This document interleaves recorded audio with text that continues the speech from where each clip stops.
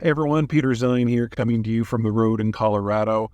Yesterday, I gave you a quick talk about what I saw as the greatest national security threat to the United States for the next foreseeable future. I'd like to do the same thing now for economic security. And in a word, it's processing. Before I explain what I mean by that, let's go back a little bit. The whole idea of globalization is that any product can go anywhere, take advantage of whoever can produce that product the lowest cost and the highest quality, or at least that's the theory. In practice, as soon as countries realize they can reach into any economic space, they take steps to benefit themselves. Maybe they put in trade restrictions, or in the case of processing, maybe they subsidize. So different countries around the world have thrown a lot of money at making sure that certain industries are headquartered or at least heavily emphasized in their own places. So Taiwan, Korea, Japan, they do this heavily with semiconductors to the tune of hundreds of billions of dollars of subsidies. The Russians use a lot of the detritus from the Soviet system, which used to supply an empire, which now only supplies them, and they're pretty economically backwards, so they use all the extra stuff to produce things for export.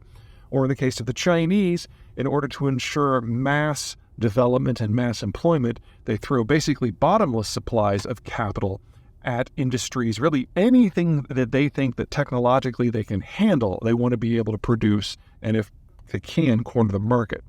What this means is that other countries, United States, are reliant on countries that have put their thumb on the scales in order to participate in anything else. And now that globalization is breaking down, the United States is facing a double threat.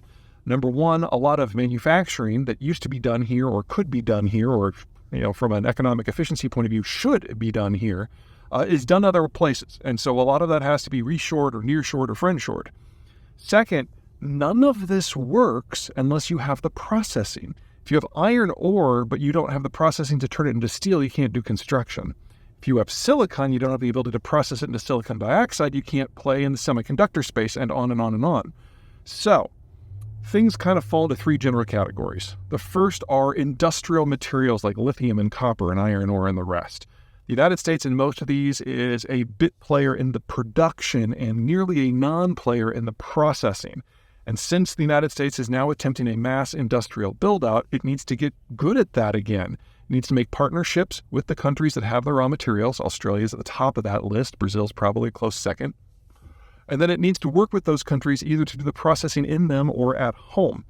Now, one of the things that I do like about the Biden administration's economic policies, and there aren't a lot, is that the Inflation Reduction Act prioritizes this and says that in order to qualify for certain subsidies for things like EVs, the materials that go into them must be processed within a NAFTA country or an ally that is identified by negotiations, such as Australia. So we are moving in the right direction there, but we need to think of a much broader net. So for example, aluminum.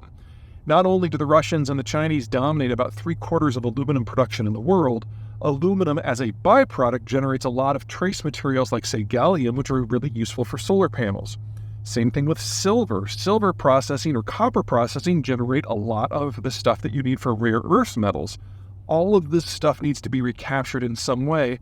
Otherwise, the industrial rebuilding that the United States is attempting really isn't going to go anywhere, because if you don't have the materials to do it in the first place, it's going to be kind of a pointless endeavor simply to build up what you would need to make them every single day. So that's number one. Number two is food.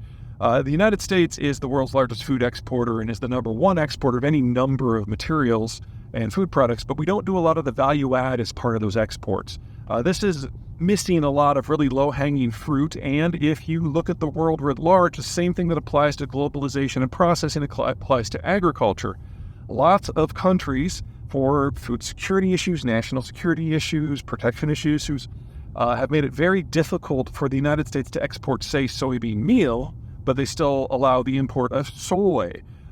By expanding the footprint in American agro industry so that we do more of the processing here, not only do we get a higher value-added product, but as global fertilizer markets around the world get problematic, a lot of major food producers are simply going to vanish, because most food production outside of certain areas that have been producing it for centuries can only do so with massive applications of fertilizer. Again, China is the case in point. They use about 5 times as much nitrogen fertilizer as the global average.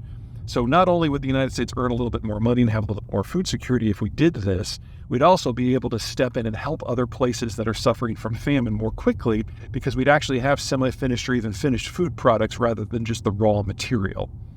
And then the third one is one that the Biden administration is not going to like to hear about, and that is oil.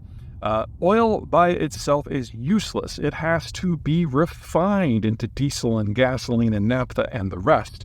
And the United States is the world's largest oil refiner and the world's largest exporter of refined product. However, there's this huge mismatch within the American energy sector. Back in the 70s and the 80s, when we were all running out of oil, American refiners became convinced, with good reason, that the future of global crudes were very heavy, very sour, very polluted crude streams. And so what they did was they refined the entire American refining complex to run on the crappiest crude you can imagine, stuff that's just goo or even solid at room temperature. But then we had the shale revolution.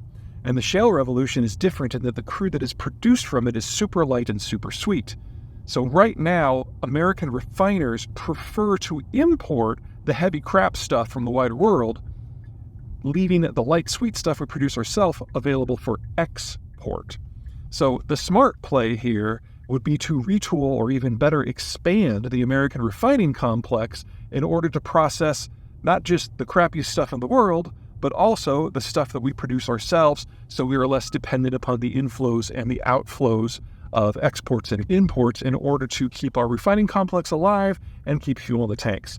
And for those of you who are super ultra mega greens who are convinced that the internal combustion engine is not the wave of the future, that's fine. Consider that the most aggressive, realistic plan, and it's not very realistic, for getting EVs on the road and stopping the production of internal combustion engine vehicles is not before 2040, which means as late as 2050, the majority of the vehicles that are still on the road are still going to be internal combustion. So even in the most aggressive plan, we are still going to need tens of millions of barrels of gasoline and diesel and the rest for decades to come if we're going to avoid an energy shock where the whole system just cuts down. All right. Is that everything? Yeah, I think that's everything. So processing, lots of processing. Oh yeah, and even if you don't buy into the green transition or even climate change, we still need to do this because without the Chinese or the Germans and everyone else in global manufacturing, North America has to at least double the size of its entire industrial plant. That's a lot of steel, a lot of aluminum, a lot of copper, and all the rest. So really, it doesn't matter what your ideology is. We don't have enough of the intermediate stage of processed stuff that we need to even attempt to do everything else. So let's focus on that first.